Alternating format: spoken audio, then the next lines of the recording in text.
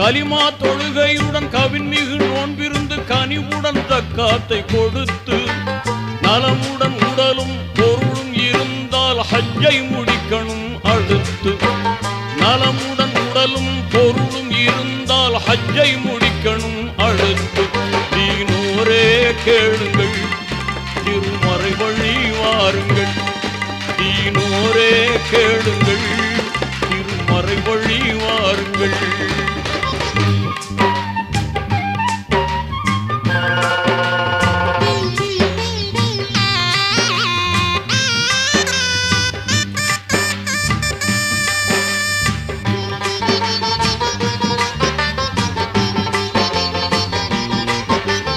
இறைவன் ஒருவன் என்ற இனிய கொள்கையை மறையாய் கொண்டது இஸ்லாம்.